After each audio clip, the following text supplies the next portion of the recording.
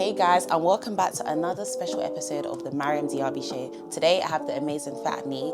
Her story is absolutely incredible, and I'm going to call this one the Diary of a Somali Girl. So make sure you stay tuned and make sure you enjoy it. I'm so happy to have you here today. Firstly, before we go into everything, like we're going to Q2 now. How has Q1 been for you? How are you feeling? Like, what out of 1 to 10, what's the mental health? Like, how's Fahni doing? Fahni is, she's doing good. Like, I can't, like, recently I've just deeped, like, bro, life is not that serious and not that deep. Like, even with the beginning of social media, because, like, I took off in, like, such a, like, deep and dramatic way with the story time and all this stuff. It just held so much weight, so I felt like there was a lot of pressure of, like, I have to stand up for all these girls and stuff. Like, oh, I didn't realize it wasn't just me, like, all this stuff. But now it's like, okay, me standing up for them is me being able to authentically be myself on the internet, just, like, have fun with it, and they're just happy, like, it doesn't need to be some, like, heavy thing. It can be beautiful things, like even just having this kind of conversation, talking about our point of views more, because a lot of people think the way I do, or have these, like, different communities have these point of views, but no one says it because... It's confident to share it. Yeah, because something might happen at home, or because the community, or... I don't care, I don't give a You know, because one thing about me, I love speaking to people on my podcast who have stories, because I feel like everyone has a story. And one thing about stories, there's always someone that can relate to your story. So I remember watching your TikTok, and I was waiting for... I was like, hello, when's this girl uploading? Because maybe your storytelling was really, really good, but your story was just like... It was kind of deep. Like, I was thinking, why would you go through that? But then I know so many people, especially Muslim, like, actually go through that. So literally. I just thought, I want to speak to you more about your story. And obviously, there's other aspects of our conversation today. But before we start, we're going to do a play with this or that, so I can get to know Fahni a little bit better. So would you rather always be overdressed or always underdressed? Overdressed. Always. Sorry. Like, you have to, I always say to my friends, you have to be prepared to, like, either meet into your favourite celebrity, a model's scout or is about, like, sees you and says, oh, like, how they love you, whatever scenario, every single scenario, you have to be prepared for it. So I'd rather be overdressed always. Facts, sorry. And I feel like people are like, oh, I don't want to be overdressed. Why not? Who cares? Literally. So I'm understaffed my own show. That's okay. Really young and lit and this sexy. Young and lit and sexy. So you might as well have fun and look You good. might as well. Okay. So, your sister-in-law not liking you or your mum-in-law not liking you? Oh. I'll say sister-in-law, because I feel like we can work around it, because we're, like, the same generation. Okay. Like, if it's a mother-in-law not liking me, it's like there's nothing that conversations are going to be limited. It's only so far I can go in terms of talking, because we're talking from two different generations. All I have to do is basically be the biggest bag and get you flowers and, like, all these kind of... But with the sister-in-law, it's kind of like, at least I can somewhat level with you. Like, why? I can have that why conversation, but I never ask, like, a mother-in-law, why don't you like me? Like, I just have to kind of hold it and, like, prove to her otherwise. But sister-in-law, we can have a conversation there. That's really well put. That's actually really true. What do you think? Because I was thinking about this, I was thinking, I don't even know, but I think I would agree with you. Because I guess the guy would always love their mum. So as long as the mum and the dad like me, sister, why are you being a hater? Like, we'll work on something. Do you know what I mean? But I think if I had to choose, probably sister. But it is also nice for the sister to like you, because you can relate to her more. But then again, mum is so important in people's lives. So if your mum doesn't like me, we're not getting anywhere. Do you know what I mean? I can't lie. Marry a Somali man or branch out? Sorry, what?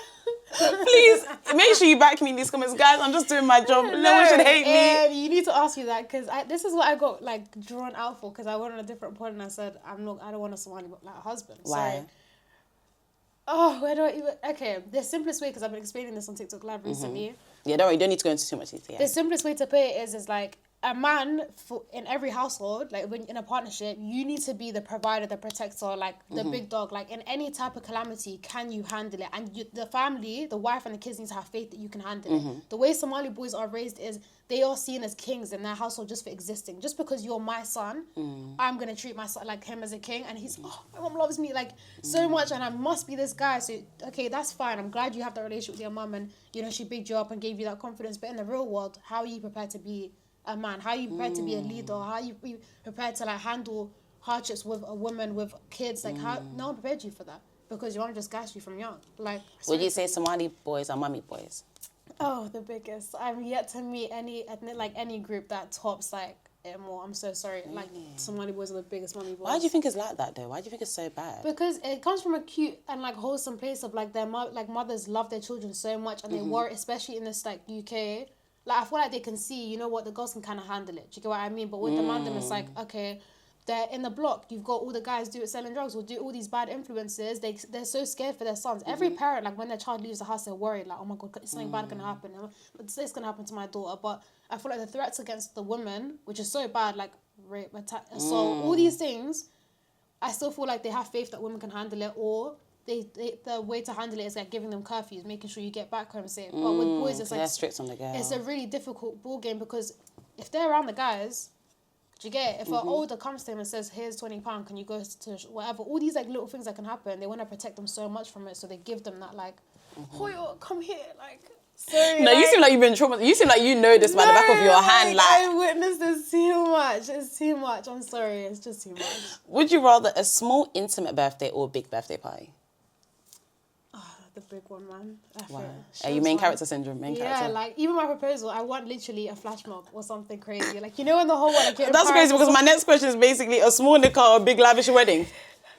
No, to be fair, I want an abroad wedding. Period. Because limited people, and that means it's going to be a good vibes thing, and we can have like the honeymoon aspect as well, like abroad at the same time, like 2 birds in one stone. I like the way you think. I want a fat rave, like after the nikah, stuff like that. Guys, just have like, we're just an underground rave just for the youngins, like just for our generation. I'm laughing because I just know how TikTok is. If we're to put this out, you're gonna get like, oh, guys, just chill. Life is not that serious. Okay. Would you rather an introverted partner or an extroverted partner? Introvert, extrovert, like a bit of both. Like you need to like be able to let me be extroverted in certain times and you in your times kind of thing. But like I don't like someone who's properly introverted because you'll just look at me and think this is too much. Yeah, like you need to have a balance. Well, you need to be okay with me being a bit MCS, main character syndrome. Yeah. Like, okay, like, cool. You need to enable it. A personal chef or a personal cleaner? Personal cleaner. I am the personal chef. Are you a cook? Yeah, I love cooking. Oh my gosh, that's so nice. Yeah, like Mashallah. I'd rather someone take the cleaning duties off me. But the cooking, like I enjoy it. It's just fun. I was actually going to say personal cleaner. No, personal chef. Because the thought of having to cook for yourself every day makes me scream. And I feel like cleaning is good for my mental health. No, but the fact that you can just wake up and pancakes will be there for you already. Imagine that. Yeah, like some meals will be nice, but between the two, you'd rather someone take a personal chef, yes, because I'm clean anyway, and I like to clean. It helps my mental health. Unless my mental health changes, and I'm happy every day. But good for you, honestly. Would you rather give up lashes or give up nails? Wait, can I not even do it like clear? You have to give up one of them. That's not doing one of them. I already know my answer straight. I'll say lashes, you know. Lashes straight. I hate lashes. I like one thing. I love to wash. Like this is strips. Yeah, I like to wash my face thoroughly. The lashes. I can't be the clean girl. I want to be with lashes. Like now, I don't have my nails because I'm trying to get back into appreciate my natural nails. As you should. Like I'm sorry. It just adds like a je ne sais quoi to everything. What? Lashes.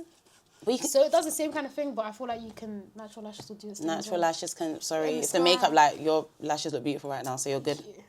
Are you a crazy, I don't know if you've had like a partner, crazy ex or chilled? What type of person are you? Are you more of a crazy type, you're speaking to someone, or you're chilled? Oh, listen, chilled when I want to be crazy. If you unleash the crazy side, it's... What's crazy, Fahni? What's crazy? Right. Like, what's crazy you?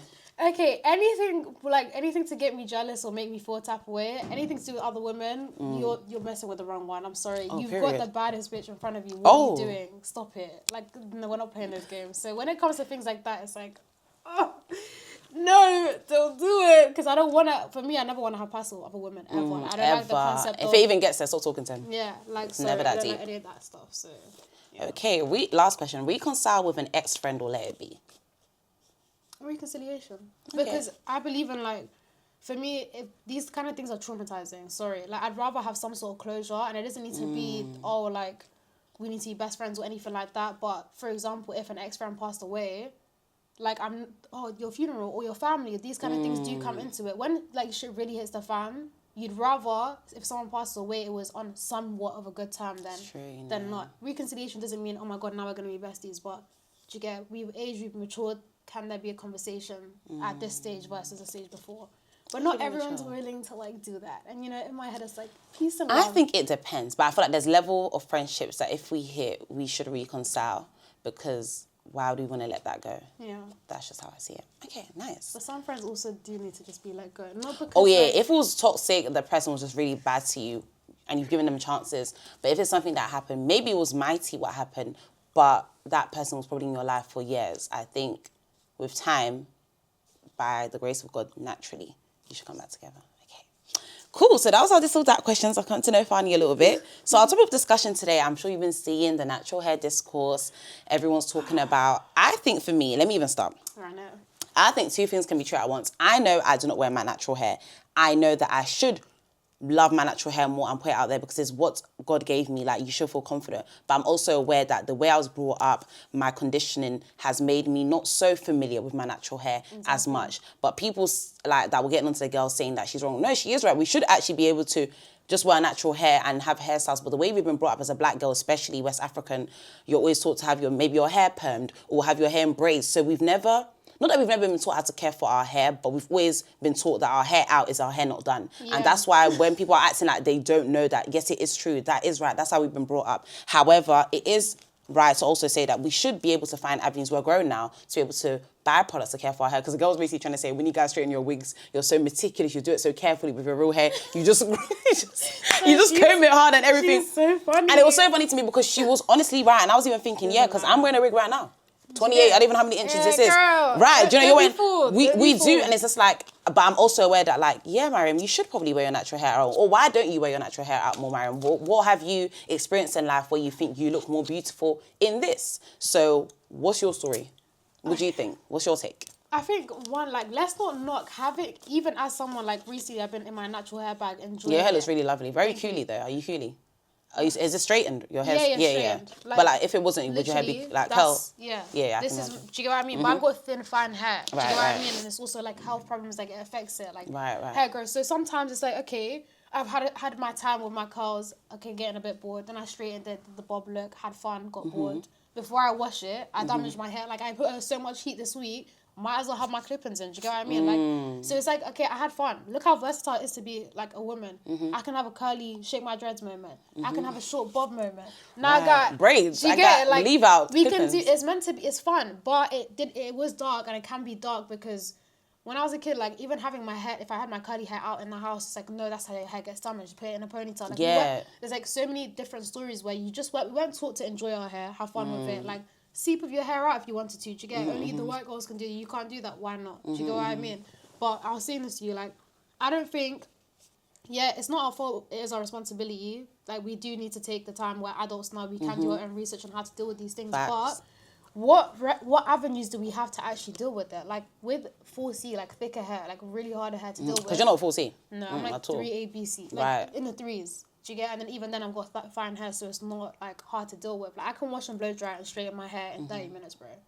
Like the whole shebang. So 40 minutes max. Like, I wish, like, but if you have 4C hair, you can't. That's gonna take you the whole day. Like, I remember when my friend washed her hair, it would literally, the water would stay in her hair. The water retention of it, it would take, so she can't just air dry her hair. That will take 2 days to air dry. So it's like, what avenues do we have? What companies have created stuff to help the black girl experience when it comes to hair?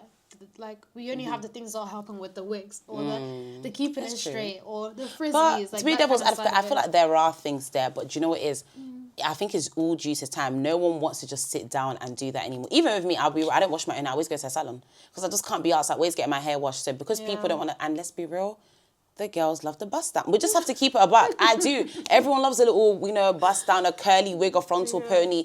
Social standard. That's a beauty Right. standard. The beauty standard that's what it is. So when people act like that's not a reason, yes, it is. But should we do better? Yes. That's the thing. But who's gonna take charge of that? Oh, I've been seeing some girlies have been going out there. I literally saw some girl, she was like, you know what, after this conversation, I'm not wearing no wig. I was like, okay, big you up, girl. Me, I still have a bit of time because my front hair's gone. Frontal pony has killed my front hair. But honestly, upon that, the conversation that was happening, it did make me reflect. And hopefully this year, I do want to actually, put my hair out or take more care of my hair. Because fun styles, like different styles. Because when I was younger, before we doing, my mum used to I'll have my hair like in bomb-bombs. It was cute and stuff. Obviously, as you're older now, you wouldn't do that anymore. But you can take care of your hair. Do you know what I mean? I just because even just different hairstyles or hacks, like, we need to have like different things going. Like, someone needs to, because even I was saying this to my friend, but like curly hair, if you leave your hair curly but then just blow dry just like a couple inches, gives you like a layered look or something. Like little things like that where you can just make the black girl experience when it comes to hair easier, more fun. So we can have your natural hair out. But I don't know, right now it's just like, 'cause I'll be real, if you're used to wearing wigs or extensions or all these things, braids, and then you go to work and you switch it up, there is a difference. Even when I used to be like a hijabi, and then there'd be times I had braids, I was like a in-between. There was a phase where I was like an in-between, and I go to work on my braids. Oh, wait, so like, I'm getting questions all the It's time. so annoying. Even if I don't even want to do a colour to my hair, God have mercy. Do you get it? Because all of a sudden, questions. And it's like, this. I mean, okay, even if I'm having this personal journey with my hair, it does become a public discussion. And to a point where people are asking questions. So it's That's like... really good. It's not just, like, let me embrace my natural hair. No, because now if I walk into a corporate meeting and they're so used to seeing me in braids and bust down wigs or and whatever... now I have an afro. They are going to say something. Like, it is going to, do you get it, trigger a conversation. It's like, that's not the purpose. Why can't I just come to work with a different hairstyle? Because if Stacey did it, it'd be completely fine. Right, she can go red, blue, black and pink. You guys ain't gonna care. Do you get it? So it's like, those kind of things are also difficult to navigate. Like, I don't know. That's a really good point. Before we move on, I was gonna ask, what years were you a hijabi and when did you stop wearing the hijab? Girl, like literally from reception year 1 to like I would say wearing it properly to like the age of 19. And then 19 to like 22 was like, you know, like started slipping, like, you know the ones you have to start in a bit of baby hairs. Yeah. And then it's like I'm getting braids done, and it's like, okay, cool. When I'm with the girls, I mean, I'm just gonna whip off the hijab. You go, I mean, things like that, where it's like, okay, I don't need to wear the hijab when I'm with my friends, so don't need to. And then when I moved out, it was more like I was still wearing it, but, and that's the thing, this is where the stigma's already, you know, she got a bit of freedom and run with it kind of vibes. But it's also like, why do I need to be like, I don't know, it just didn't feel like I needed to. So I was like, okay, cool, I'm gonna, like, you know, enjoy my natural hair, do my thing, like, let's have fun with it. And that's it. Why did you take it off? And when you started wearing it, were you forced to wear it? It wasn't a force, it was just like, mum tells you to do something as a kid, like, you're gonna do it. Like, and as a kid as well, it's like, oh, my mum's doing it, so I want to do it. Like, do you get what I mean? You want to be like your parents. I don't think anything of it. It was literally a part of my identity. Like, for me, the hijab, like, when people would say something to me, like, could you ever not wear the hijab? I was like, what? Like, no. And I don't think I was doing that based on God, I'll be real. It was because it was something that I was so, like, conditioned to, like, it's conditioning. Because I wore it every single day, to take this off would feel foreign. Do you get what I mean? Okay, but so you're saying you wasn't wearing it because you loved it, you just wore it because you were kind of, that's what made sense to you. It's like having, like, I don't know, you always wear tracksuits, do you know what I mean? Like, that's how you are. It's going to be weird for you to wear a dress or something, do you get what I mean? Like, it just felt like that. It was a piece of clothing for me more than it was, like, a relationship with God kind of vibes. I don't know. Okay, so when you took it off, was it because you just felt like, I just want to be me? It was more like, with the hijab, there's a lot of limitations that come with it. Like, for example, you can't just wear the hijab and then dress, I don't know. You wouldn't dare. I feel like that's even a positive, though. Because it prevents you from doing something. Because you ain't going to wear the hijab and go and tape. Yeah. You ain't going to wear the hijab and be wearing jorts or shorts. Literally. That'd be scary sight. Certain things, but I was doing certain, but like things that weren't good while I was wearing the hijab, because why can't I just do my own thing, whatever. But then it's like, where I don't like it, looking back, it's like, okay, I don't condone something like that. I don't think it's okay for myself to do this, like, quote unquote bad thing, like smoking with my friends or chilling with in certain places with the hijab. But I would do it because it felt so much like an identity for me, like, this is just who I am. But really and truly, it's not okay. It doesn't feel right for hijabi to be in that setting. So you taking it was more, in a sense, like respecting what hijab means, and not wanting to do certain things that would contradict what hijab stands for. Yeah, like, I'd rather come back to it properly and understand what it actually is, because I feel like modesty is bigger than just the hijab. It's also a way of, like, being, or just, like, in terms of your outfit as well. Because, cool, I was wearing the hijab, but another thing was I wasn't allowed to wear trousers, because trousers were seen as, I don't know, immodest, or I don't, like, that's how it was in my culture, or my community, or my household kind of thing. And I wouldn't wear trousers, but I'd wear a bodycon skirt. So now looking back, it's like, okay, cool. To me, as an adult, bodycon skirt is way worse than, like, jeans like this. You get what I mean? But those kind of things where it's like, yeah, but why? Like, I'll challenge certain things, because is this a part of religion, or is this a part of culture, or is it because everyone is wearing this, so we have to now wear it? So I was just like, okay, cool. I like fashion. I'm going to have a time and just, like, figure out what that means. And that's fine. Like, if this is what I want to wear, so I'm going to wear. Do you see yourself, inshallah, may we all live long life and great good end. Do you see yourself wearing hijab again?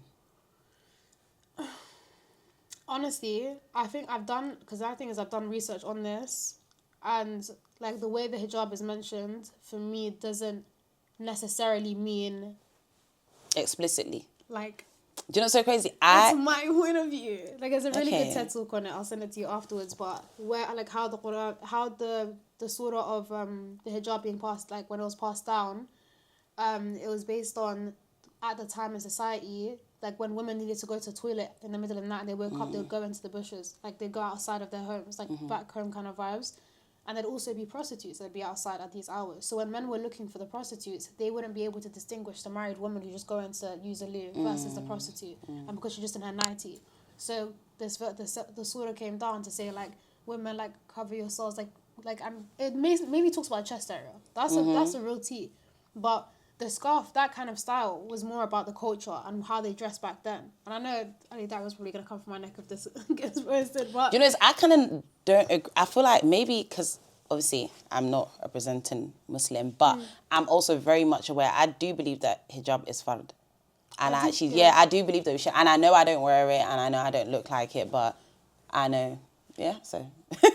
But yeah, I still feel like it is fard. But then I do see a lot of conversation about like things being said explicitly. So I do get that, but I'm not gonna hold you to anything because that is your research and that's your prerogative. Do you know what I mean? Like, you know what you believe in, what you believe, or what you've seen. But I do understand, because I have seen that verse as well. There is a bit of like, but it doesn't really say we should like cover it. So I do get what, but I've just been always conditioned to know that. That's like, the thing. Hijab is fard, but what is the hijab is what I think the conversation should be. Does that make sense? Because They're gonna clip your ass. what the hijab is that based on exactly what Elijah said is, by the way, how-to video is like, you know, not one like, because even not one hair showing kind of thing comes from hadith, and even that, it's like, okay, there's a flip side of how God speaks as well, where it's like for every strand that you cover, you're getting like good deeds for it. So which side do you want to look at? Oh, but every single edge every single piece of hair you look at, you're getting dambi, or dambi like bad deeds, or God's so merciful, he's so happy that you're even taking a step towards him, because when you take a step, God's running towards you.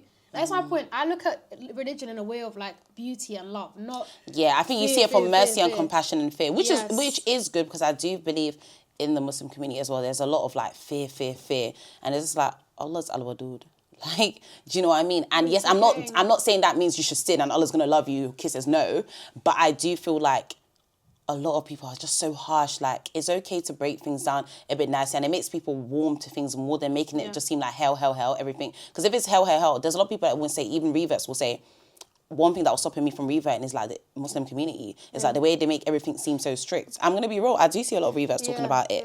So I just know that I'm Muslim, and I just trust that, and I know I'm not perfect, and I know I don't look it, but I know my relationship with Allah. I know some people say, well, you can't say you know your relationship with Allah, don't wait for Allah to judge you, but you do yours, I do mine, and I don't judge anyone. Just because someone doesn't wear hijab does not mean that they're evil and they're bad. Just because someone wears hijab does not mean that they're the best. But obviously, someone that does wear hijab is obviously the one that's, I guess, doing it right, and big you up for that, and may Allah continue to make it easy for you and make it easy for those who struggle with that. And I feel like, for me, I've never actually worn hijab, so I feel like if you've actually never worn it, it's definitely harder to just start doing it than someone that's always worn it. So if you're hijabi now, but you've been wearing it since you were 3 years old, babe, it should be easy for you. Do you know what I mean? However, I do understand you can still have hardship, because you grow, you get more beautiful. We're women, we want to be kind of nice and young and beautiful. So not saying hijab doesn't make you feel beautiful, but I'm sure the girls on there have beautiful hair that they may want to show, but for the sake of Allah, they're doing it, and may Allah make it easy for them and reward them. That's what I can say for that. For all of us. Like, I mean, like, it's, I don't know. I feel like, as well, with the hijabi thing, because Somalis, like, a lot of us wear the hijab.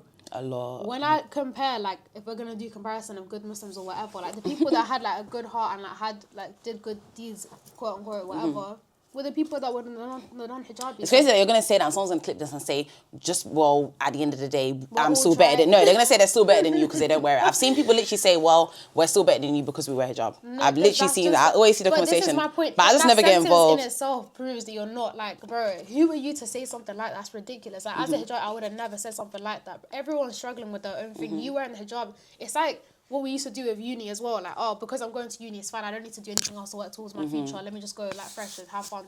No, you're meant to be doing other things. Like, just because you're wearing the hijab doesn't now make you the perfect Muslim. It doesn't work like that. Like, sorry. Like, check yourselves, bro. Everyone's... Bro, hijabis, especially, like, I'm going to say Somali girls because that's the people I know best. gossipers. There's so much judgmental, like talking behind people's backs, all these that kind of things going on. But like I'm so like, do you get it because I'm wearing the abaya and hijab? No, your mum told you to wear it. Did you actually do it because God told you to, or your dad's gonna give you beats if you don't wear it? No offense. Like it's don't piss me off. You're ready for war. No, because I know so many lovely girls, like even forget not Muslim, bro, Christians, and people will look at other religions and think, oh, my religion's better. No, you are not who judges who has a good heart. Like Allah judges like who's going to heaven, these kind of things, but you can see people just from their cultures, how their parents raised them, whatever religion they came from, even without that. Like there's atheists I know, they do good just because they want to do good, not because God told me and and I can't lie, I rate that more than I do someone who's following like a book. Like put my religion to the side. I rate people that are doing it just for themselves. Like and you got hijabis who are like, oh, like I'm better than you because I'm wearing the hijab. Girl, like that literally shows that you're not. Sorry. Whoa, you see this part? And yo, like you can get into it if you want to. Are we getting into it? Okay, so as I said, the reason why you're here today, obviously other things, but the reason why I noticed you is because of the TikTok you made a few months ago. And we will explore that, but obviously within the boundaries that you have set and stuff. And due to that TikTok, so many other things were birthed and so many other things I saw about you that I actually want to explore. But I just want you to start us off, for anyone who's watching who isn't Somali, can you describe the typical family setup of a Somali family with mum and dad present? Ooh, mum and dad present. Okay, because to say a typical Somali household is to also acknowledge there's a lot of like single parent households, and the mum is the mum and dad. Yeah, I've seen that a lot as well. But yeah, so you can talk about those. So mum and dad households, like from the ones that I've seen, the dad isn't usually, he's more of like a last resort. Like the mum patterns like decisions and stuff like that, but the dad, if the mum says okay, go ask your dad, you know it's like a serious one. Like let's say maybe for a holiday or something that your mum really doesn't want you to go to, that's when she'll delegate more to the dad, because let's see. But a lot of like Somali households, the bread and butter is the mother. That's why. Why? I can't even tell you. Our women are actually incredible. I'm sorry. Like down to like from my ancestors down to like the little girls, like the pressures on the women are just 10 times more. I don't know why. I feel like I can't actually even give you I just feel like they've gone through so many hardships, just in general.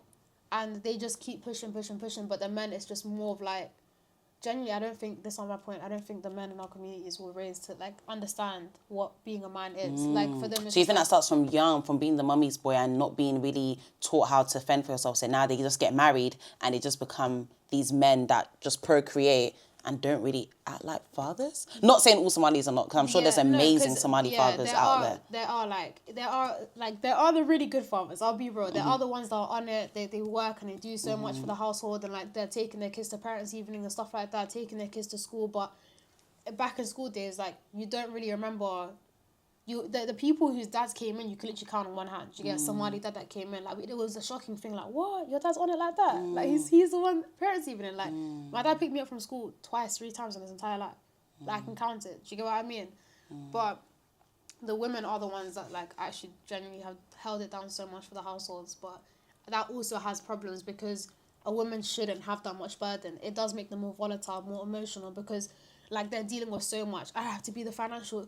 The one providing the finances. I have to be the one looking after the kids, cooking, cleaning, like working multiple jobs, like doing all these things. And then when they're dealing with like just trivial stuff in the household, like the kids arguing or something, it will drive them insane 10 times more because they have so much on their plate, and they now have little kids coming to them about something silly. But there's just so much pressure, and then it builds pressure on us because as kids, when we see our parents like with this much struggle, especially in a single parent household, it's like, bro, we want to take you out the hood so bad. That's why our Somali boys are more inclined to do these like bad crimes, because it comes from the nicest and cutesy, wholesome place of, I just want my mum to be okay. I don't want her to go through this struggle. But do you see how just because you have a good intention doesn't mean the outcome's going to be good? Right. Like, because now you did this and look after your mum one day, but then now your mum's going to a court hearing because you just stabbed someone. Do you get what I mean? Like, even though it came from, I just want to help my mum.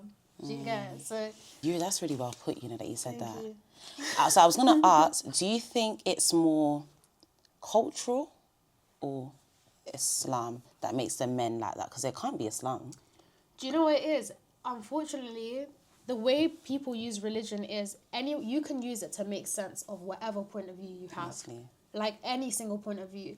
men use, okay, we have something called qira, which means I have a duty of care and protection that God instilled within me to look after you guys as women, whether you're my sister or my mother or my girl, da da da da da. So when they have this extra level of vim towards women, it's like, listen, I've got a hard job of like being your security basically from God, like pattern up and make my job easier. Don't, step out at 3 a.m. and make it hard for me to like protect someone like you. Instead, be a good little girl and come home at 9 o'clock or when the sun sets, kind of vibe. And it's like, that's not how life works. Like they're coming from like that. They use religion in a good way, a little bit of like, okay, cool, God gave me this responsibility, let me do God proud. But then ultimately you end up disappointing God and the person you're trying to protect. So that's why, like, the reason why even you have these conversations is, okay, none of this stuff is working for us. Like, everyone can say, oh, this opinion or that opinion, but none of this is working for us. So what are we doing to actually fix it? The way you feel, do you believe, or you're certain that a lot of Somali girls also feel like how you feel?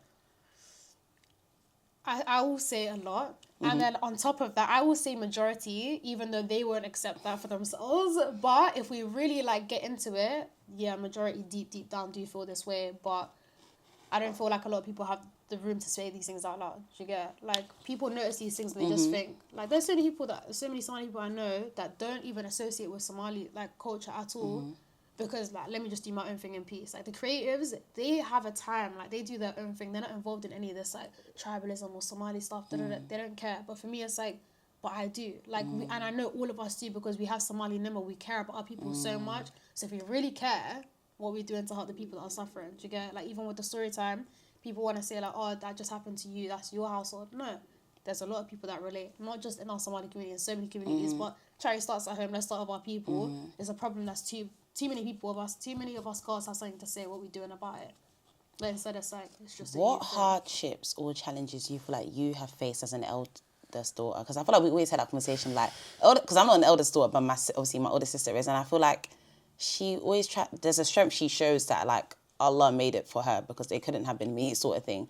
Like, what hardships you, especially being Somali, that you face as an eldest daughter? I think it's just as simple as literally every single child in the household goes through the problems of whatever, the parents, whatever. The eldest is the first one to go through it, the first experience, and we're experiencing it with, they have no understanding of how to be a parent, and we're the ones experiencing it. The younger siblings, it's like, okay, you're experiencing it, but at least the training ground was us as the eldest. Like, I was having this conversation on live because I was like, okay, I can speak from my experience as the oldest, but what do you guys feel like as a Somali girl being the oldest? Well, how is it hard? And people were saying, just like literally being a second parent, like that responsibility, I just want to be a kid.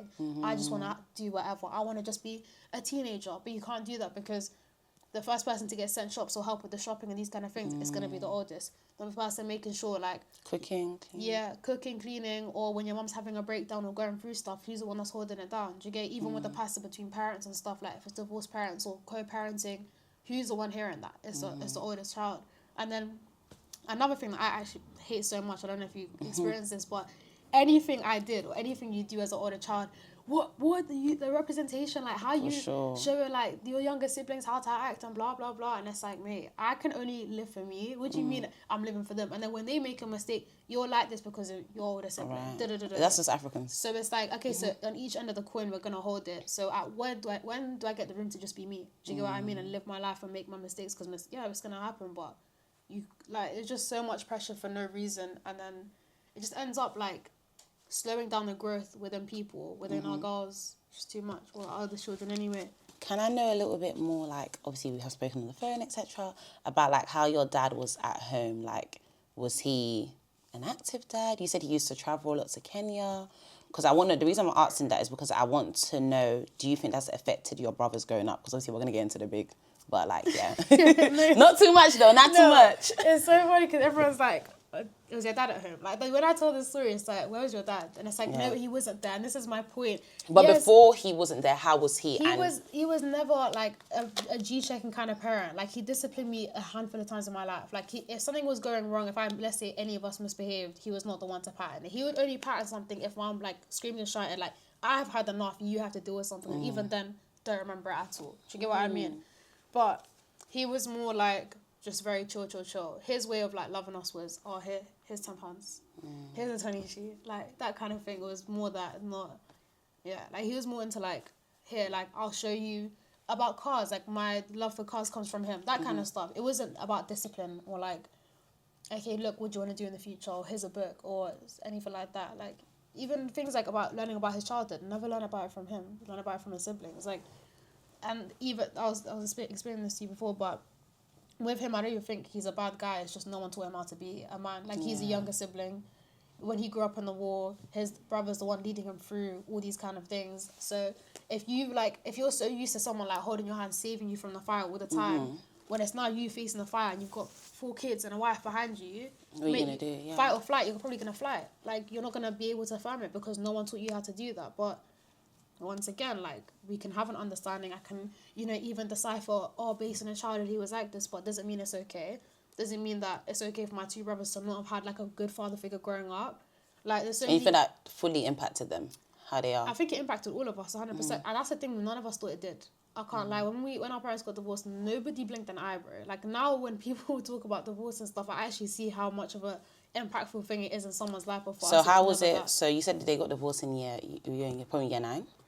Yeah, 8 and 9. Do you, obviously you can't say why they divorced, but do you think their divorce was like valid? Because sometimes some people they will say like, yeah, you guys don't like each other. Yeah, no, valid. Should have happened sooner. Like, okay, cool. For my That's mom, what you like, girl, stand up. Like, no offense, she deserved better, and she only firmed that for us. Do you get? And that's a lot of people's storylines where they will keep the husband because they would rather their kids have the husband there. But as a kid, I'd rather mom be happy. I'd rather her struggle from the bottom back to the top and be happy by herself than like keep him for us kind of thing. And it's not a bad man, but he wasn't good enough for her. Do you get? Like, well, it wasn't compatible. It didn't make sense at all. Did you feel that, Raf? Like, did you feel that they weren't compatible even at the age that you were at? Yeah, and that's the thing. There wasn't like, we never had like it wasn't a mad situation with my parents. It was more like, it's just not enough. Like, he's not doing enough. Like, this isn't what a good loving relationship should be.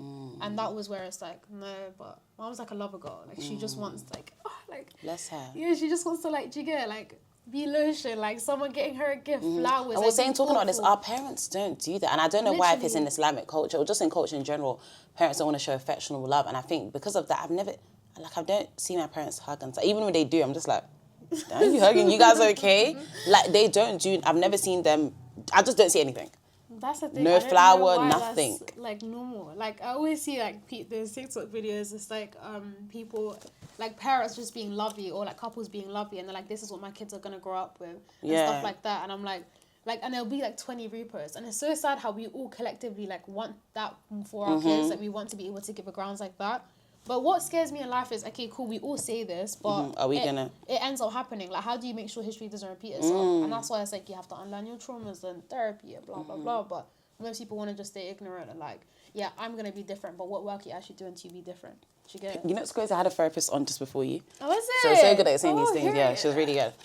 So how was life like when your dad left? Because you said they impacted you. So like, what were certain things that looking back now, you're thinking, oh, okay, when daddy's not here, I can see where we kind of went a little bit shanky.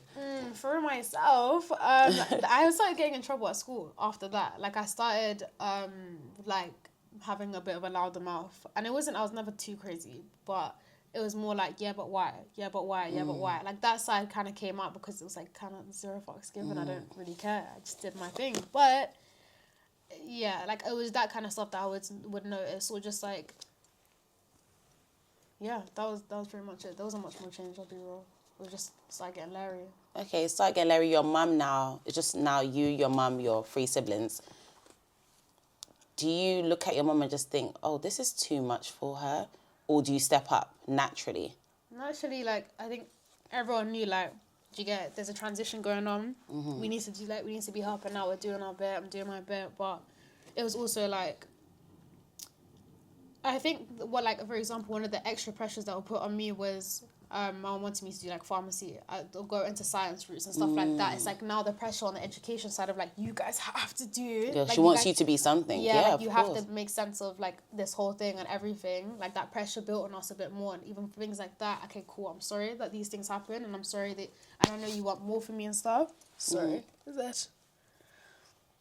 but yeah, like, I know she wanted better for us and stuff, but it's also like, sorry, I'm still not gonna, like, I don't want to do that though. Do you get what I mean? Sorry, I'm not gonna do it. So it was difficult because I want to be understanding towards the situation, but doesn't mean I'm going to now sacrifice who I am because this is not what I want to do. I'm not a science person, never been. Maybe astrology, but not. So if these things are going on at home, did you have good friends during these times? Or were you like more... Because I feel like sometimes when things are not good at home, you probably find a man or you find some friends. Yeah. You be doing some shit. So like, were you living a bit of a wayward life during these times, or you're just, just being young and free? These times, tend to bro, I was just always someone who had a lot of friends. Like, I've always been that kind of character, so it was more have fun more in school, be with my friends, or go to each other's houses and stuff like that. So there was more of a reliance on my friends, and it was needed at the time because it's like your chosen family. Like, I can't change the past that's going on at home, or the awkwardness, or the something's changed, that's not here, or he's not coming back, that kind of thing. That awkwardness, cool, let's not think about that. Let me go have, do some harassment with my friends. I'd rather do that. But yeah, it does get political because when you build that reliance on friends, because I've never actually built that reliance on a man during a hardship ever in my life, and I don't know which one's worse, having that reliance with friends or having that reliance with a man. I don't know what your hot take is. Ooh. Through hardships or through transitional periods. I feel like maybe a man. Both are bad, but maybe a man, because I feel like friends play their cards right. Friends are good, but a man, putting your whole destiny into a man's hands, I ain't trust no man like that. I ain't trusting no man like that, sorry, because a man that knows that you need him is a man that will subconsciously take advantage of that and make you just, that's the whole topic for another day. So I don't know. Okay, cool. So I want you don't need to go into so much detail, but someone might be listening to this and they may not know what made you actually leave your house. You left your house at what age, 22? Yeah. Okay, so when did things actually, so you and your brother have 1 year difference, right? Yeah. So were you and your brother ever close? You mentioned that you were close when you were younger. Yeah. Okay. Literally up until the age of 3, 4, 5. That, just the early stages where no other siblings were involved. But, right. Yeah. So what ages, when did your brother start to realise to become very territorial and very you think you're bad, badder than me sort of thing? Yeah. And do you mind explaining the day or the week that changed everything for you? So I want to know what certain, because I'm sure that time wasn't the first time he's done a madness. No. So what was maybe the first time you realised my brother's not respecting me and he's being enabled by my mum? That's the thing. I can't say it was one time. This is always just every single time these things happen, I would notice it. But what would he do before the big thing that happened? What are certain things for viewers that may not understand? My brother in general, or brothers in general, everyone goes through hormonal transitional periods. Girls were going through puberty, so are they it's gonna be different on both sides of the spectrum. And because we were so close in age and we're the oldest too, it's we're affecting each other. So there's times where I was 100% in the wrong or vice versa, but it just became unmatched because I was saying this to you, with me, I don't give up. I'm stubborn her. I'll keep going. Yeah, I remember your video. You said I'll keep going. If you come at me, I'm gonna come at you tenfold again and again and again. But I've never met someone in my life who won't give up the way he does. And my thing is you're a guy, I'm a girl. Someone has to give naturally, up. and you're gonna win. Naturally, yeah, naturally you're gonna win. So it's as a guy, you should know that and be able to walk away. And it's even though he might do that in outside settings with other women or whatever, who'll just be you're just a woman, I'm gonna leave it. At home, I'm the playing ground. Do you get? I'm the person he gets to play practice with, and it's this is not it. Practice, sorry, that's crazy. No, you said that. You can go basketball with me. Ball, yeah. It's not it. And my thing is, okay, at some points it's okay, cool, it's just sibling beef. But it's when things someone's a drug user, and if I was a drug user, I was temperamental. But for him, it's different. If you're a man and a drug user and you're temperamental versus a girl, two different things here. What am I gonna do? Slap you up? You can literally one punch will knock me out. Do you get? So when you're saying drug user, does your mum know this is going on in the house? Yes, and that was my issue because the story time is basically about the fact that I had guys over and I was braiding their hair. Wait, before you get to that, so. When was he doing this? So your mum was aware and she didn't say anything? Was she just she didn't see? No, she would have opinions. Of course, she would talk, but that was the thing. I think he got too grown. We're all too grown. It's not she's gonna give him beats because you're smoking a bit of weed in the house. It's more this is not good. Why are you doing this? Or sly stuff when he leave the house, she'll clean his room just to show I know what you're on. I see, leave all the equipment on the table, just subtle stuff. But there's only so much you can say to a grown man. Her thing in the end, I feel was. She'd rather he be doing this indoors because if he's doing this with a mandem on the block, he's going to end up selling it with the mandem on the block. So she kind of somewhat accepted it, but not verbally. Do you get what I mean? I don't think any parent would. And it's not he's, smoking in her face, but it's in his room. You can smell it in the house, whatever. And I was doing the same thing shortly after like a couple years after he was. In the house as well? No. I outside of the house. I'm running away. Do you get what I mean? I'm doing it outside because I just didn't have I couldn't. And there's no way I could get away with it. But for me, the reason why I was like, okay, cool, I'm kind of going to do my thing is because if this is about, like, disciplining your kid, because kids are going to do bad things, especially teenage, young adulthood ages, if it's about discipline, it should be the same across the board. But the issue I have and had at the time was, why is it one rule for me and one rule for him? You feel like that's a lot in the Somali community where the men can just do whatever and the women can't. Yeah, like, it's the same thing in life though with every community. Boys will be boys. It's like this misogyny thing. This goes so deep within the world. Like, we've got the white folks making songs about, oh, my mum treats my brother different to me. Like, it's just not just like us. It goes to every single culture. But that's the thing that's not okay. Like, we can say, oh, this is everyone though. Okay, but let's start with our people. Why is it like this and why is this okay? Especially because we're so prideful of being Muslims, a great religion. Islam would not accept this. This is the complete opposite It's actually of what Islam very is. sinful what they're doing. But can I ask, so that day you decided to leave, did you ever have like a thought to ever leave, or that day you just got a eureka like, nah, I'm cutting, they're taking the piss out of me? That's really like, yeah, I wanted to leave for so long because I was like, I just can't, I just felt suffocated in my house. It was too much. Like, it was just too much. I was just getting buzzed on or get like arguments and stuff like that. It just felt like there was too many adults in the house. And I feel like that happens when everyone reaches a certain age and we're all still living. It just felt like the house is too small. There's too many big personalities and grown. Like, we're literally all tall people as well. It's like, this is too much. Like, I can't handle it. So explain that day. Obviously, you can miss what you want to miss because I know you went a bit thing. That's 3 times 50 minutes. How do we make this? Yeah, no, you can make it because remember you said that you were doing someone's hair and your brother basically, just make it. Okay. Because time, I don't even know what the time is. Probably for like half past. So we got half an hour. Okay. So like, I'm someone who loves a little side hustle. Like, I was working at EE at the time, but I like doing extra things. Like, I was selling soul food at one point. Okay, what's the next business thing?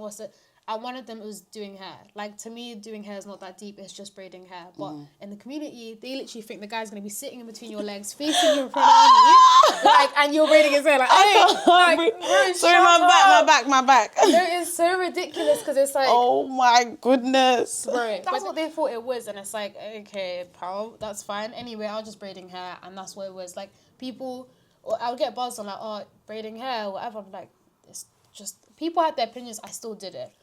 Then I'm always on holiday. I was like, okay, cool, extra peas, like, mom obviously made sure there's food and stuff in the house, but you know what it's like, you want snacks, you want the re-up on, your favourite drinks and these kind of things. Like, I'm more of that kind of person. I like making desserts. I want extra. I'm glad we have the basis, but I want more. So I wanted to make extra money, need that. And I was working another job as well. So my friend had like two of her friends who wanted their hair done. It's like, cool, we'll do it. I had a free yard.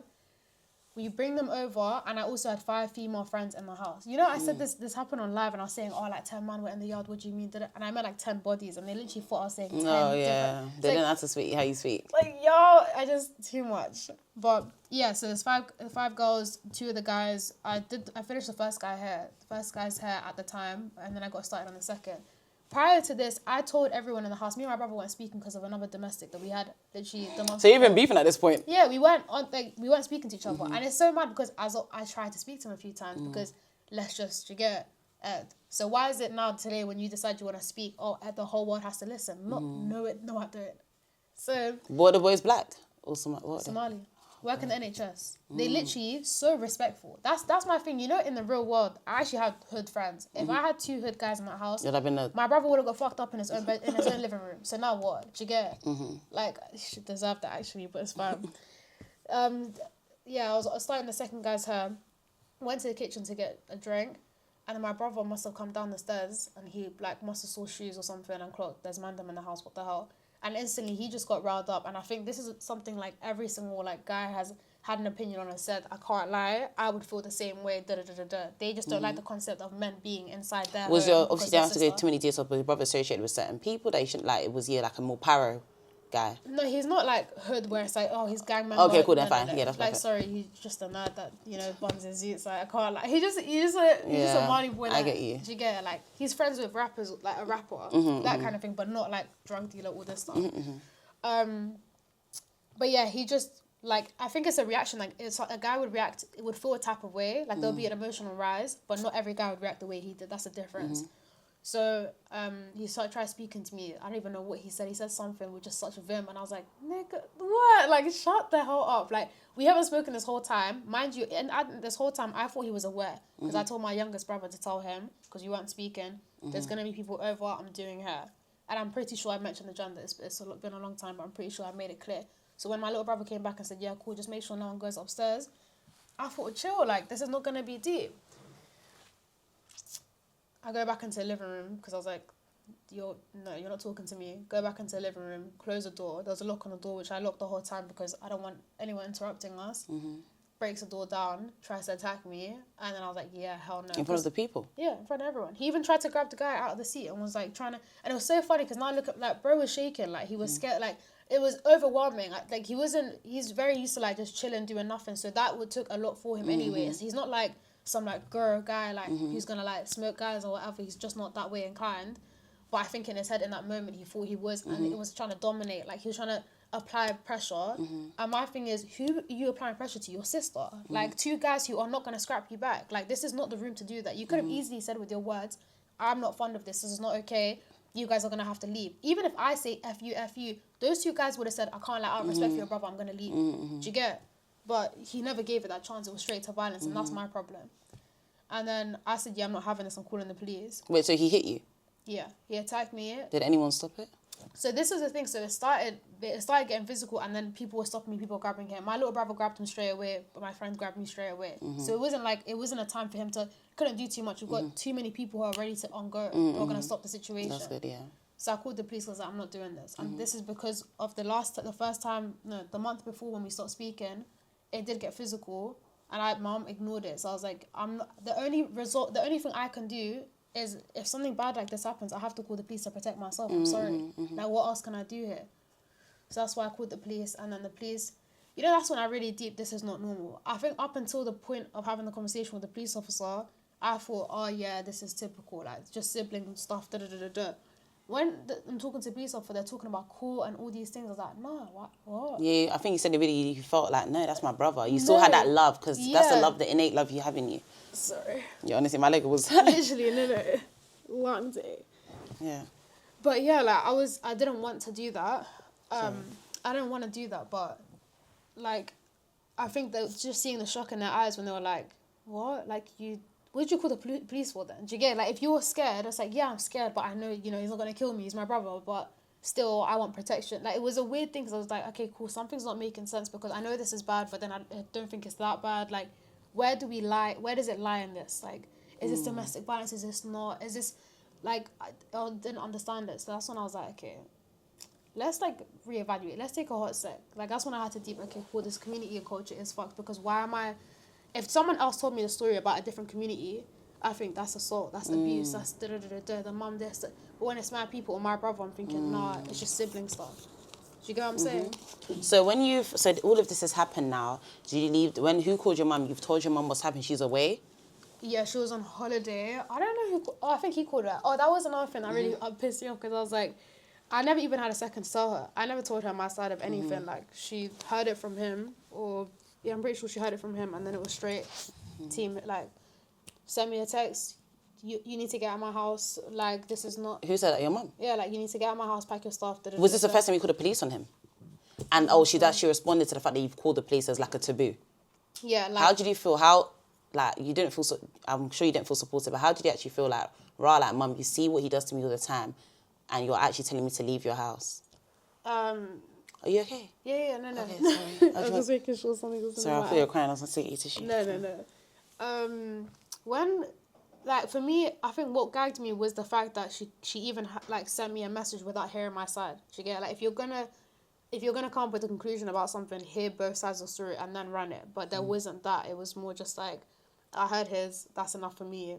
That's it. Like, I don't think she cared about the ins and outs. It was more like, you called the police to it. And it's like, for me, my thing is, okay, now we're like in a different stage, but regardless, the fact that your child feels the need to call the police, is that not concerning to you as a parent? Your daughter feels the need to call the police on her brother. In what world would I, as an older sibling, want to do that ever to my sibling? If I've not resorted to that, is that not a worrying enough thing for you? That's why I was like, okay, why is like nobody reading the room here? And so I was like, okay, I don't get it. And I said, culture scares me because it's like, yeah, but this happens a month. so many of our families, like, our brothers and sisters fight all the time, because the people, like, that's a rhetoric that we say, then it's like, okay, then this should be, you should allow it too. No, though, I'm not gonna allow it. And sorry, we live in the UK where I don't have to allow it. I can call the police on this. Like, I can get away with like, if that's what you guys want to do, but I'm going to protect me because no one's putting my needs. No one cares if I had something. Because he could, a boy could punch you and he could die. Like, he could do something, he could harm you. So now you leave, and then you live with a friend, right? You said you lived with a friend. No, I went through the... Oh, yeah, I was staying with a friend for, like, a week, and then I went into the hostel process from then for, like, 1 year and 4 months or something. So when you've actually left, like, where's your sisters and your mum? Like, isn't anyone checking up on you? Because I'm really confused how this works. Yeah, like, they would check it, like, my mum, I can't lie, I blocked her straight, respectfully. Okay. Me, like, you actually be done like that. I don't care who you are, respectfully. Like, for me, it was just like, okay, well, she was just sending me verbal, like, just cussing me out. So for me, I was like, okay, cool, I'm not dealing with this. You made up your decision in a bit then. Like, you're going to have to firm that. Because I knew she was going to realise, okay, this isn't okay. Or she's going to have to touch grass at some point. So I'm not going to... Did she touch grass? Yeah. But I was like, look, like, there's always going to be a level of, like, she gets it but won't. Like, I feel like for her, it's like, the pain of her side of it is always going to be more than my individual side or her son's individual side. It's like, for her to be going, like, her kids, this happening to her kids, and her ideal world, she'd want her kids to be the bestest of friends. Yeah. Like, we're meant to be her support system, all this stuff, especially after my dad and all these things. But I feel like her pain is always going to be the most for her. And I was like, yeah. In this moment, like, obviously, do you speak to your dad? Does your dad know where you are? Yeah, like, he's just there, like... So does your dad live in the country? No, he lives back home. Oh, so he's gone back home. But then he knew about this? He found out about this? Yeah, literally the first thing he said was, I would have done the same thing. Do you get, like... Oh, so that's cool. That was calm. No, he's saying, like, he would have, like, done the same thing as my brother. Like, he would have put hands on me for it. And my thing was, sir, you don't get a room to say that because you've done nothing. So you don't get to now, like, if something goes wrong, like, you get to discipline because... When I got diagnosed, he didn't come. You didn't say, like... Yeah, there wasn't much to get into that. Do you get it? But when it comes to, like, something bad happening, I would have... Like, this is my I don't like the way you've been treated. No, I don't think that's normal. And I know it's not fair. And I do understand the culture thing where, like, if I, God forbid, ever called the police, my mum would think I'm evil. Like, she would literally say, how can you do that? Yeah. You're going to bring shame to us. So I really do sympathise. I do get it. But I just feel like when someone actually has gone through that and you explain it to me, it's just like, this is not fair. Like, for you to leave the house and be in a hostel by yourself for a year, that's not fair. That's not normal. That's not... Family is... You're supposed to feel safe with family. Do you know what I mean? It's not like your brother's like... Do you have any mental health? Like, you're still sane. Like, so you know what you're doing. And you know you want to rage bait me. You provoked me. You've hit me. You've done all these things. And I'm the bad guy. And what scared me the most in all of that is they're using religion to, like... Do you get, like... Kind of back their point of, like... If you make your parent upset, if you make your mom cry, you're going to hell. Heaven lies underneath of your mother. Do you get it? So, like, for me, it's like, wait, hold on a minute. So, not only have I been violated like this, and this doesn't feel like real life right now, but I'm also going to hell because I made my mom cry. Oh, for sure. I'm in a hospital. You're going hell. What are you talking about? Okay, cool. So, you leave this toxic situation, and I'm happy that you're able to leave. And I hope that, I don't know how that year was for you, but I hope that you found some autonomy over your life. But you leave in this year, and unfortunately... you get shocking news. I don't know if you saw something in your body or what made you realise that you're probably not feeling well. Do you know what it is? I always like had problems with my health where I was like, okay, something's not wrong. So I was vomiting for years and like there was never like anything I could... We never figured out what it was. They literally just called it cyclical vomiting syndrome. And then... Wait, can I say it like this? Of course. Okay. And then like I just had other health problems and it never got like... It was never seen as something serious. That's why I always just think, is this a religious thing? Like, is this evil eye? Is this black magic or something? Like, is this what's going on? Because why is there so many physical symptoms but no diagnosis that they can't see anything? And then I had a lump, and I don't remember when I felt it. Oh, in your neck? Yeah. Subhanallah. Yeah, my friend, my two friends were over. One of them was a paramedic, and one of them just like was talking to their paramedic friend. And she was like, I've got a lump in my neck. What could that mean? Da, da, da, da, da. And she was saying, and she was also had like an infection, like a cold or something. Your friend has a lump in her neck, not you. Yeah, I have my friend. And then the paramedic friend was like, when you have an infection or a cold, your lymph nodes get swollen. So sometimes if you're like, you feel something, it might just be like you having an infection currently and your body's fighting, so your lymph node is swollen. And I was like, instantly I was like, wait, do I have a lump? Like, I was like, oh, I do. I was like, okay, maybe I have an infection too right now, like a cold. Mind you, I had no symptoms. I was like, you never know. So your friend had one and you had ones at the same time? Yeah, like, this is what highlighted to me that I had the lump. Because she was talking about it because she was like, is this something I should be worried about? She was just asking the paramedic friend. And I was like, wait, like, naturally, it's like when you see something on your For You page, you're like, wait, do I have that? Or you might, I don't know. I just like instantly just touched my neck because I was like, what? I don't know if I've got that. So I just touched it and I felt it. And I was like, okay, the paramedic friend said, if it doesn't go within 2 weeks, then it's something you should be like worried about.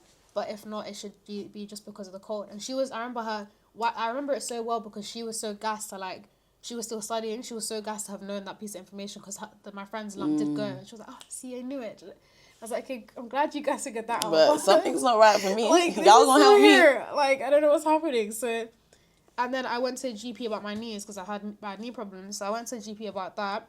And then he was like, oh, yeah, you're young. It's fine. And I was like, here we go. I was like, anyway, also, like, I have this here. Can you, like, check that out? And then he made me stand up, felt it around. And he was like, yeah, your thyroid's a bit swollen.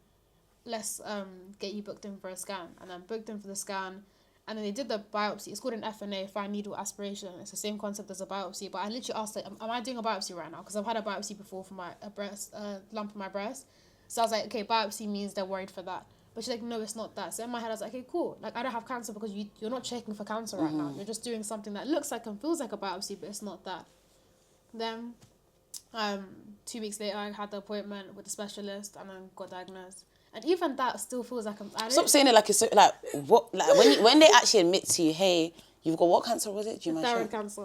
Yeah, when they admit that, what does that mean, and how did your world look like in that moment? That day was a sunny day, like today. Like, it was just a sunny day. Mashallah, it was like beautiful. 10 o'clock, like 10:30 or something, my appointment, like 10:45. Like, I remember went to hospital, I was wearing my shorts and my vest. I was just thinking, like, I'm going to go to, like, a little appointment, like, go meet my friends after. Like, I get to start my day before, like, I get to enjoy the sun at its prime. I'm just thinking about that. Like, the weather's so great. What am I going to do to enjoy it? And then I walk into the room and there were 5 people in the room. And I literally, like, I was like, oh, my God, for me? Like, why is everyone here? And then everyone's, like, like, not laughing back. Like, I've got the biggest smile on my face. Like, why is there so many people still not reading the room? Like, oh, it's because something for real, like, serious. Like, whenever someone gets diagnosed, you need to have, like the surgeon, the person who's the second surgeon, like someone who's doing the maybe a paperwork. chaperone or something. Yeah, the Macmillan nurse who talks to you, like deals with the panic attacks you're about to have, kind of thing. Like, there's so many bodies in the room for this one like day, and even in advance they have like a red thing on your system, like next to your name, like as in this person's about to be told they've got cancer. And even the way he told me, I'll never forgive, like, this whole situation, I think is so sus and backwards. I don't know what the NHS, like, the meaning behind it, but he sits me down and he's like, you've got cancer. I think he said, you've got cancer, you've got thyroid cancer. Or, no, he said it is cancer. Like, it's cancer. Do you get it? Like, that's what I'm about to tell you. Then pause for, like, 10 to 15 seconds. And, because I didn't react straight away. Like, I was literally like, okay. Like, I didn't process it at all.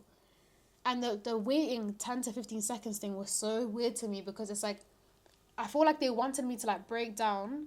And then it's like, because when you're doing these surgeries, they're the one, you're signing away so many things. Like, if this goes wrong, and like, there's probably research they're doing with your tumor, I don't know, but it's like they wanted me to break down so then they could be like, look, I know this sounds like hell and you don't know what's about to happen, but we've got the solution. Like, literally white man savior complex. So we're going to sort you out here. Interesting. And it was just weird. So I didn't break down, and then they waited 10 seconds. I didn't react. I was waiting for him to continue. Because, okay, you just told me cancer. Okay, what's the next step? Like, am I going through chemo? Like, what's the situation here?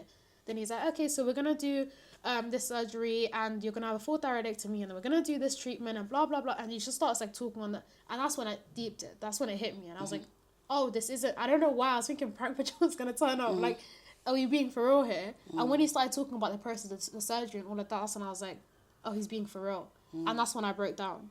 Oh. And I literally just started crying. I was like, oh my God, like, I just need a second. Like, before you, like, get me into, like, this is what we're about to do, I need to process what you're telling me. Because at that time, what I knew cancer to be and what the thyroid was and all these things was, like, cancer means, like, the worst that can happen to a human before death. Yeah. But death. And chemo, I'm losing all my hair. You know, like, the 2 strands of hair I have. Like, I'm not, no. I was like, I can't do this process. So, it's like, I didn't understand. and it's like they're telling me like you're doing a thyroidectomy, like which is they're getting rid of your whole thyroid. I'm about to lose a body part that I didn't even know existed like that. I didn't even get to appreciate. Do you get what I mean? Like, I don't know if that sounds weird, but it's like I don't know how to explain it. It's like if I lost a hand, for example, at least I know like I did my nails. Yeah. So. Yeah. So when the doctors told you all of these things, how does life look like for you now, and how do you feel of like your relationship with God? Because I feel like a lot of the times, like a lot of the times when we are told stuff like that with health, I think that's when you sit down to say life is too short and stuff. So like, yeah. How do you feel? How do you feel about Allah? Yeah. Like literally that, it's like, bro, life is too short. Like, I would sit there and think, like, I actually sit there and think every single day, wait, hold on a minute. If I'm hearing cancer at this age and the chances of that are like literally working out the mathematical different avenues, everything could go down, like all the possibilities. It's like, wait, so how do you make sure we have a good time while we're here? Do you get it? And honestly, the biggest lesson that I took from cancer was two things. One, the power of now, the gift that Ilahi gave us every single day. Like, you don't know if you're going to die tomorrow, but you know you got it right now. You don't even know if I'm going to like die at the end of today. Do you get what I Inshallah, mean? please God. Inshallah not. Like, Yeah. But what you do know is right now. Like, how, if today was my last day, how do I know I would be happy with this being my last day? And most people, like, before I would have said, like, I would need to travel. I need to make sure this is done, this is done, this is done. But it's, no, just like literally maximizing each moment. Like right now I'm sitting with you, genuinely just being present and enjoying the fact that I've met a new person today. We're having a great convo. Like, do you get it? We get to... The sun's out. Yeah, the sky looks so beautiful. That's maximizing this moment. Do you get what I mean? But so it made you more appreciative of what you've got. Yeah, but like in society, we thinking, oh, like this reminds me of Dubs. I need to be in Dubai. Like we're already thinking about. I do need to be in Dubai. Actually, I was supposed to go back, but they cancelled my flight because of the whatever's going on. No, Dubai's an op right now. Their enemies. That's true. Sorry. But I was going to ask, yeah. So during the time, was your family there for you? So that's when we got back in contact. And did you tell them or someone else? No, I think it was really weird because I didn't tell my siblings and stuff because as well the whole older sibling thing, I don't want them to like, oh my god, be stressed out for you. Yeah, like I didn't tell anyone, but I told my aunt and then she told my sister or no, she told my little brother or something, or she told her son who told my. You know how it got to them in the end, and my mum was in Kenya again, so she flew back to help with the whole stuff. And like it was also like. I can't lie, I was being very respectful about the situation because she's here and her firstborn has cancer and we just went through this whole situation. But for me, it was like, mate, none of you people gave a toss when I was living in this hostel and whatever. And now when you hear cancer, it's like, oh, woe her, like, let's go. No. And did your brother reach out? No. He has never said anything to you? Never said anything. Never came to hostel, nothing. And that was another thing. While I'm in the hostel, I was like, yeah, like, you should speak to your brother. Like, you should, like, still, like, I'm still the one that has to mend it. Even once you're in despair. Yeah, like, do you see the pressure that lies on the women instead of the man being the leader to be like, you know what, let me, like, bro, anything could have happened. And there were literally complications in that whole hospital journey. And do you forgive your mum? Do you forgive your brother? That's the sad part. Like, for me, I understand why everyone is the way they are. Like, I get it, but just because I can have an understanding, bro, they have their opinions. One wants, like, a public apology. My brother, he will, like, sees it as you're dead to me kind of thing, whatever. Okay. But for me, it's like, I understand why everyone is the way they are and their mistakes and whatever, but, like, I can't force you to understand my side. I can explain it the best I can, but if even something like cancer wouldn't, like, put you in the same room as me, why am I going to fight anything more? Like, I can't force him or force her to like see it any more than I've tried to. Two questions and we have 5 minutes. So my first question to you is, what do you say to people that say that you're not obviously maybe the best representation of Islam, or try to question your journey with Allah and how you present yourself? And then the next question is, what do you want the future to be like for your family? In your ideal world, how would you want your family to be again? I'll start with that one. Yeah. How I'd want things to be with my family is, I think, therapy. Like, we need an outsider to, like, have a conversation with us and hold everyone accountable. Like, because I would love to be held accountable in a way where it's not coming from, you get them, and it's just this professional's point of view, and being able to have a healthy dialogue, because even for my other siblings, just them witnessing the trauma of all their stuff, they did nothing, they have to witness it. So I would want there to be, like, let's actually heal together. Let's grow together, because us growing together as a family helps us grow individually as well, integrate people, and like have a beautiful family relationship. But I don't think that can happen from just doing it the way that has been done through the culture or through pushing things under the rug. I don't believe in that. So I think, therapy. Like, if everyone's open to Inshallah. like some blue therapy on Netflix, maybe shout us. Shout us, we got to do it for you. Family edition, right? And what do you say to those who say you may not be a great example or speak down on you? 1 minute. for that. Listen, for those who have a point of view about, like, because of how I present myself and being a Muslim, like, for everyone's journey, like, I'm standing in front of Ilahi on Judgment Day, just me. Do you get? Mom's not even going to be able to back that. It's just going to have to be me. So that's my way of, looking at it, because I'm the one that looks at God one day. Every conversation, every choice I do, I have that conversation with him. And he responds. Do you get? And that's how I navigate it. Each person's their own person. I'm gonna say to you, like, people, like other girls who may feel like me, or you know what, why is she like this or whatever. Actually, what do you want to say to the girlies? I'll be real. The enemies that I'll be real. The people that have a lot to say, you can actually suck your moms respectfully. Girl. No, but the girls that I'm just gonna say to the girls, even with the whole hijab discourse and all of this, is your religion based on what Ilahi told you, or is it based on what you know Ilahi told you through the people? Do you get? Because your mum passes down to you, your Quran teacher, because that's not God. That's a secondary third. There's a third party involved in that. That's not your direct relationship with God. So focus on that and be able to, even if you're the only person saying this, as long as you know Ilahi knows what you have to, your intentions are, work on that. But this whole thing of I'm not gonna be like this because what's so and so gonna say and what's it, bro? Your mum. I don't care. Okay, well in that case, I just want to say, due to time, honestly, I'm so happy that you were able to be so vulnerable about your story, and I feel like you've been dealt so many cards in life, and the way you still vibrate light and strength and just happiness, and you just have a joy about you. You're someone that you're not letting yourself go, and inshallah, I really hope that what you want for your family, it happens for you, inshallah. And all the dreams and goals. And I feel like this social media space you're in now, maybe there's a reason for you to tell your story. You don't know how many people you've impacted, but I'm so happy to have you here. Thank Like a hug. No. Cool.